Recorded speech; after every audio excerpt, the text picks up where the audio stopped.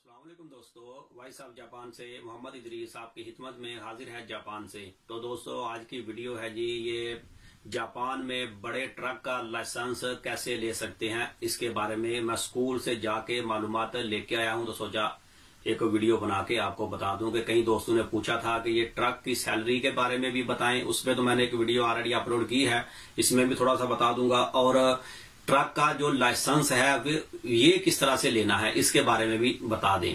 तो भाई मैं तो पूरी मालूमात मिले तो ही वीडियो बनाता हूं, झूठ बोलने का मुझे क्या फायदा होगा। तो मैं स्कूल में जाके तो वहां से मालूमात लेके आया था, बल्कि वहां से मालूमात लेके आया हूं तो फिर ये वीडियो बना रहा हूं।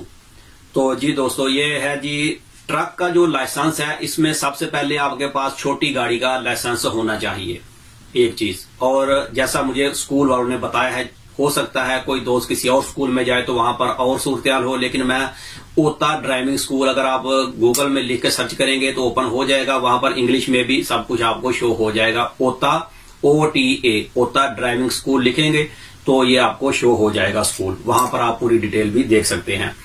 तो ये उन्होंने बताया जी मैनुअल लाइसेंस होना चाहिए और छोटी गाड़ी का कार का लाइसेंस आपके पास होना चाहिए। अब मैनुअल लाइसेंस जो है मैंने उनको दिखाया, मेरा जो लाइसेंस है वो ऑटोमेटिक है। वजह ये बनी कि जब मैं आया जापान में तो दोस्तों ने पूछा जी लाइसेंस, मैंने उनसे पूछा क्योंकि मुझे तो इतनी मालूमात नहीं थी कि भाई लाइसेंस की फाइल ओपन करनी है तो कैसे चेंज करें, क्या क्या होगा। तो सब ने मुझे यही बताया कि ऑटोमेटिक लाइसेंस अप्लाई कर दो, कि जो मैनुअल लाइसेंस है, नॉर्मल जो लाइसेंस है वो इतनी आसानी से नहीं मिलता, लेकिन ऑटोमेटिक जो है वो जल्दी से मिल जाता है। तो मैंने ऑटोमेटिक ही अप्लाई कर दिया, तो खैर वो मुझे मिल गया। तो अब मैंने उनसे पूछा, अपना लाइसेंस दिखाया, तो उन्होंने कहा जी ऑटोमेटिक के ऊपर आपको, यानी कि यही पूछना था कि मुझे चाहिए तो किस तरीके से मैं ले सकता हूं, सिंपल सा तरीका है इंफॉर्मेशन के लिए। तो उन्होंने लाइसेंस देखा तो उन्होंने कहा जी आपका लाइसेंस जो है ये ऑटोमेटिक है, इसके ऊपर ये ट्रक का लाइसेंस आपको नहीं मिल सकता। आपको ये लाइसेंस जो है ये मैनुअल में चेंज करना पड़ेगा। चेंज हो जाता है, अब वो चेंज करने का उससे पूछा प्रोसेस कि अब इसको चेंज किस तरह से कर सकते हैं। तो उसने कहा जी यही स्कूल पे ही हो जाएगा, आपको लाइसेंस सेंटर में जाने की जरूरत नहीं है। 4 घंटे की क्लास होगी, चाहे अगर जब आप अप्लाई करेंगे तो वो उसी टाइम स्केड्यूल देख के आपको बता देंगे कि कौन सी डेट खाली है। एक ही दिन में अगर होगी 4 घंटे की क्लास तो 4 घंटे एक ही दिन में दे देंगे, या 2 दिन में, या 3 दिन में, या समझे कि 4 दिन में, समझे 1-1 घंटा अगर क्लास मिलेगी 4 दिन में, तो 4 दिन में आपका ये लाइसेंस जो है वो क्लासें जैसे ही फिनिश होंगी आपको हम लाइसेंस इश्यू करके दे देंगे। यानी कि ऑटोमेटिक से मैनुअल लाइसेंस जो है वो इश्यू करके दे देंगे। आपका कोई टेस्ट नहीं होगा, कहीं पर भी आपने जाना नहीं है, सिर्फ वो ही, भले आपको गाड़ी चलानी आती है लेकिन वो स्कूल में आपको वो मैनुअल गाड़ी की ट्रेनिंग देंगे और आपको लाइसेंस जो है वो इश्यू करके दे देंगे। अब फीस कितनी होगी इसकी, तो फीस उन्होंने बताई है 59,730, यानी कि 60,000 समझिए, जापान के 60,000 येन इसकी फीस होगी। और ये 4 घंटे की क्लास होगी, चाहे वो 2 दिन में खत्म हो जाए या 3 दिन में, समझिए कि 1 हफ्ते के अंदर अंदर ये लाइसेंस मिल जाएगा। और हफ्ता और इतवार को भी स्कूल खुला है, मंडे को छुट्टी करते हैं स्कूल, अपना अपना सिस्टम है स्कूल का। और जो लोग काम करते हैं फैक्ट्रियों में, यानी कि हफ्ते इतवार को अगर कभी छुट्टी हो, हफ्ते की भी या इतवार की, तो हर एक को छुट्टी है। तो वहां पे जाके एक दिन में भी क्लासें चारों मिल जाएं, 4 घंटे 4 घंटे एक दिन में मिल जाएं तो एक दिन में लाइसेंस हो जाएगा, या 2 दिन में या 3 दिन में। तो ये मैनुअल लाइसेंस जो है ये ऑटोमेटिक जो लाइसेंस है इसको पहले मैनुअल में करना है और उसके बाद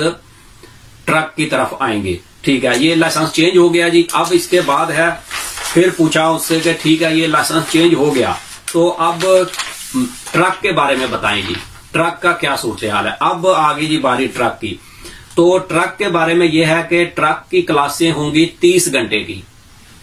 जो बड़ा फुल साइज ट्रेला है, ट्रक है, 40 फीट का कंटेनर जिसपे लोड करते हैं, यह सिंपल सा तरीका आप समझ लें, फुल साइज का जो ट्रेला है लंबा सा, तो उसमें होगा 30 घंटे की क्लासें होंगी, जिसमें वो आपको सिखाएंगे पूरा गाड़ी चलाना।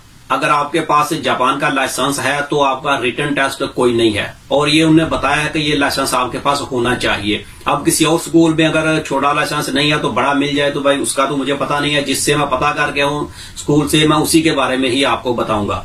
लाइसेंस होना जरूरी है। और फिर आपका रिटन टेस्ट जो है ये आपका कोई टेस्ट नहीं होगा। और एक खास चीज है कि जो छोटी गाड़ी का लाइसेंस है इसको 3 साल पूरे होने चाहिए। 3 साल जब पूरे हो जाएंगे तो फिर आप ट्रक का लाइसेंस ले सकते हैं। ऐसा नहीं है कि अभी मसलन मेरा अगर 1 साल का है लाइसेंस तो मैं चला जाऊं ट्रक का लेने के लिए, तो वो बिल्कुल भी नहीं देंगे।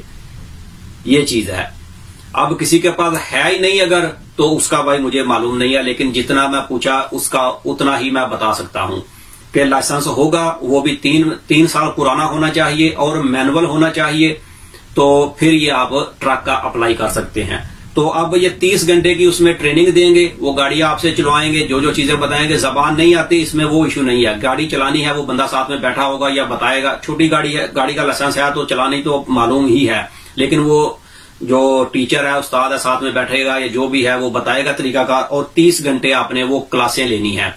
अब वो 30 घंटे भी समझे 1 हफ्ते में पूरी हो जाए, 2 हफ्ते में या 3 हफ्ते में, जैसे ये सब डिपेंड करता है शेड्यूल के ऊपर। जो भी फ्री टाइम होगा उसमें आप दाखला ले लेंगे तो आपको ये 30 घंटे पूरे करने हैं। और 30 घंटे पूरे करने के बाद कोई इसमें टेस्ट नहीं होगा किसी किस्म का, यानी कि आपने लाइसेंस सेंटर नहीं जाना कि पुलिस वाले वहां पर अलहदा से टेस्ट लेंगे। यही स्कूल है, जापानी स्कूल है, इनके पास अथॉरिटी है इस चीज की। ओता ड्राइविंग स्कूल आप इंटरनेट में लिखेंगे तो उसमें आप देख लें पूरी मालूमात। तो यही आपको लाइसेंस जो है ये ट्रक का लाइसेंस इशू करके देंगे।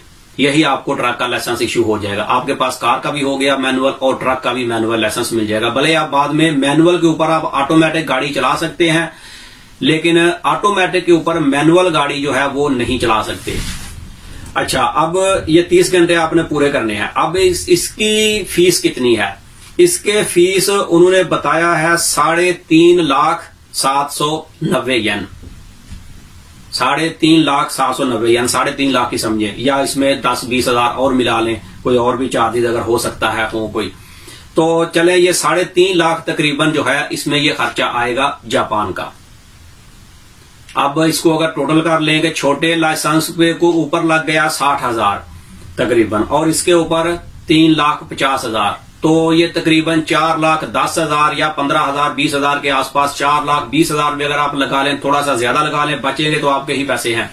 तकरीबन 4,10,000 या 20,000 ये लग के तो आपको ट्रक का लाइसेंस जो है ये मिल जाएगा। दोनों मैनुअल हो जाएंगे, ऑटो से मैनुअल हो गया और ये लाइसेंस जो है आपको मिल जाएगा। ये सिंपल सा इसमें तरीका है।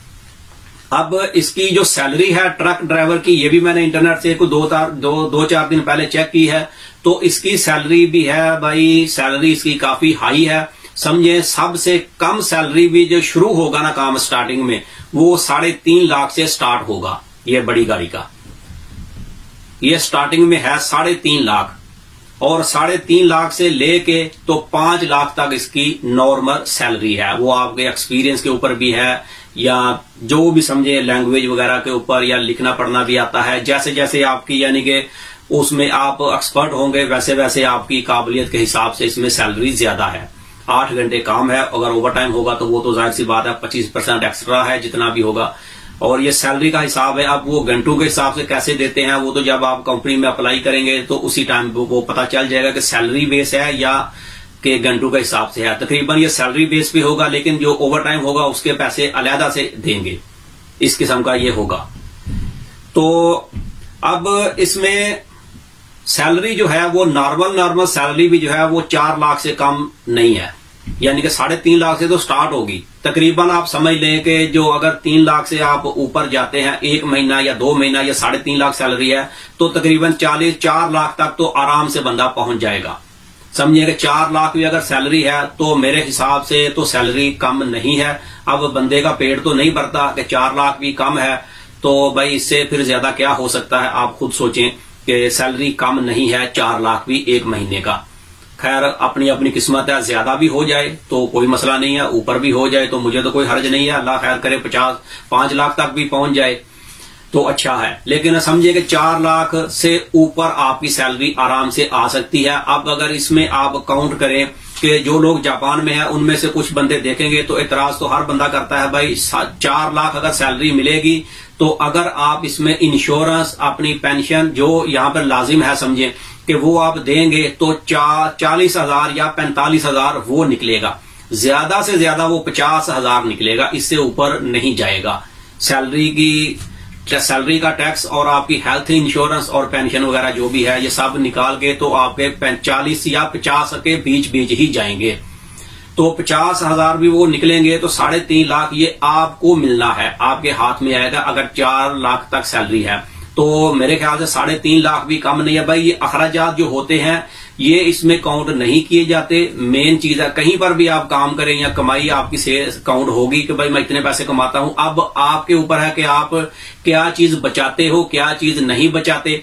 अब ये इंश्योरेंस वाला जो मामला है अगर आप करते हैं या कंपनी करती है या नहीं करती, ये भी कंपनी के ऊपर डिपेंड करता है या आपके ऊपर। आपकी हेल्थ है, आपको चाहिए नहीं चाहिए, कोई जोर जबरदस्ती नहीं है। लेकिन कुछ चीजों में ये जरूरी होती है, कुछ में नहीं भी हो तो भी काम चलता है। तो बहरहाल ये अपने अपनी हर किसी के ऊपर डिपेंड करता है। लेकिन जो सैलरी है वो इतनी हो सकती है, हो जाएगी बल्कि आराम से। आप इंटरनेट से भी चेक करके देख सकते हैं कि इतनी सैलरी तो नॉर्मल है। अब अखराजात जो है वो आपने अपनी मर्जी से करने हैं। घर का किराया है, आप ना रहें घर में। अगर कोई बंदा सोचे जी इतने पैसे, जापान में रहने वाले ये लोग ज्यादा इतराज करते हैं कि भाई आप इतने इतने पैसे बता रहे हो, इतने पैसे कहां पे बचते हैं, कहां पे बनते हैं। बचना मेरा मकसद नहीं है आप कितने बचाते हो, इतनी सैलरी आपकी निकलती है या नहीं निकलती ये मुझे बताएं सच। मैं भी जापान में हूं, आप भी जापान में हो। अगर कोई बंदा देख के इतराज करे तो मुझसे बात करें, मैं आपको बता दूंगा कितनी सैलरी यहां पे निकलती है। 1100-1200 फी घंटा तो यहां पे आराम से काम मिलता है हर जगह में। अगर कोई बंदा बोले नहीं मिलता तो झूठ है, मैं बोलूंगा साफ बोलूंगा झूठ है। 1100-1200 में काम क्यों नहीं मिलता, आराम से मिलता है यहां पर। तो ये 1 घंटे का फैक्ट्री में काम करने वाले को इतना मिलता है। तो ये ट्रक ड्राइवर है जो इतनी आसानी से मिलता नहीं है, यानी कि लाइसेंस वगैरह हर बंदा इस फील्ड में नहीं जाता। ट्रक ड्राइवर है तो भाई इसकी सैलरी पूरी दुनिया में ही ट्रक ड्राइवर की सैलरी जो है ये हाई है। यूएई में भी हाई है सैलरी, और यूएई के हिसाब से हाई है वहां पर, यानी कि 4,500-5,000 दिरहम तक सैलरी मिलती है। अब क्योंकि काम के हालात डाउन है तो अब कम सैलरी, यानी कि लाजिम सी बात है कि काम सारे डाउन है। तो लेकिन ये ट्रक की इस वक्त भी जापान में सैलरी इतनी ही है।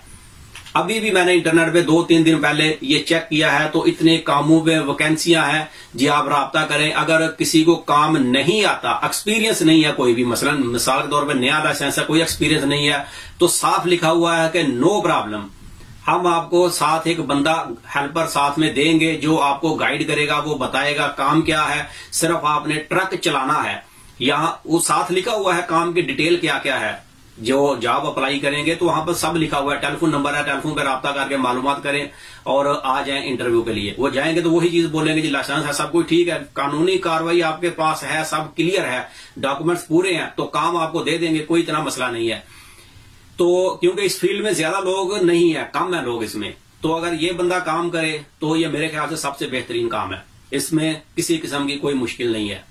रोड यहाँ पर इतने बड़े नहीं है, रोड छोटे हैं, तो थोड़ी एहतियात से गाड़ी चलाएं। स्पीड लिमिट भी इतनी ज्यादा नहीं है, 50, 60, 70 बस यही स्पीड है यहाँ पर। हाईवे के ऊपर है 70, 80 या 100, लेकिन नॉर्मल रोड के ऊपर 40 या 50 या 30 तक ये स्पीड है फी घंटा की रफ्तार से। इतनी गाड़ी चलाएं तो आराम से गाड़ी चलाएं, कोई इतना इश्यू नहीं है।